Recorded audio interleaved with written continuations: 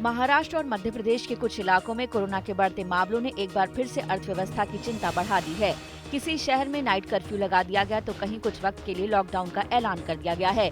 इन सब पाबंदियों से दोबारा आर्थिक गिरावट का खतरा बढ़ गया है। ऐसे में अब कोरोना से बचाव के तरीकों पर अमल करना बेहद जरूरी है, जिससे दूसरे राज्यों और शहरों में न फैले।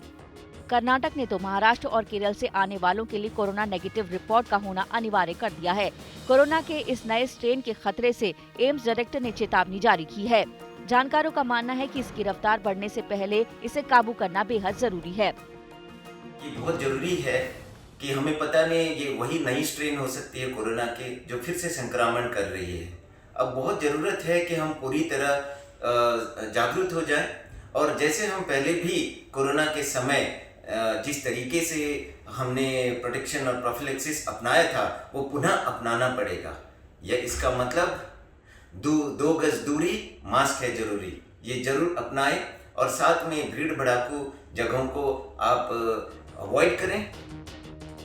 फिलहाल तो बचाव के तरीकों से ही कोरोना को कंट्रोल किया जा सकता है, लेकिन इसके खतरे को हमेशा दूर करने के लिए विप्रो के चेयरमैन अजीम प्रेमजी सरकार से कोविड-19 टीकाकरण के प्रयासों में निजी क्षेत्र को शामिल करने की गुजारिश कर रहे हैं। उन्होंने वित्त मंत्री निर्मला सीतारमण से कहा कि अगर निजी भागीदारी की अनुमति दी जाए तो टीकाकरण की दर को बड़ा बढ़ावा मिल सकता है।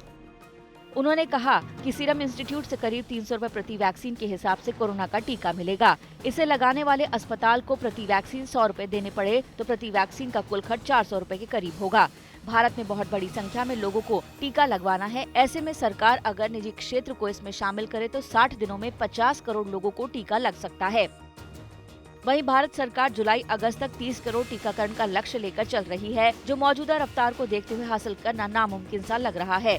जानकारों का भी मानना है कि कोरोना के खतरे को टालकर अर्थव्यवस्था को बचाने के लिए वैक्सीनेशन की रफ्तार को बढ़ाना ही केवल एकमात्र विकल्प है। इसके लिए अगर निजी सेक्टर को शामिल किया जाता है तो फिर इसकी स्पीड में तेजी आ सकती है। हेल्थ केयर सेक्टर में पीपीपी मॉडल की सफलता हम कोरोना की टेस्टिंग के दौरान भी देख चुके हैं। वैक्सीनेशन की मौजूदा दर की अगर हम बात करें तो हार्ड इम्यूनिटी से हम अभी काफी दूर हैं और उसके साथ राज्यों में कोरोना के केसेस भी बढ़ रहे हैं। यही सही समय है जब प्राइवेट सेक्टर को वैक्सीनेशन ड्राइव में शामिल किया जाना चाहिए ताकि हम वैक्सीनेशन की स्पीड को बढ़ा सकें। अस्पतालों को गंभीर मरीजों को वैक्सीन देने की अनुमति दी जानी चाहिए और इसी तरह से प्राइवेट लैब्स को वनरेबल ग्रुप्स और कोमोर्बिड पेशेंट्स को वैक्सीनेट करने की जिम्मेवारी देनी चाहिए। अगर सरकार इसकी मंजूरी देती है तो वैक्सीन की डोज की कमी भी नहीं होगी।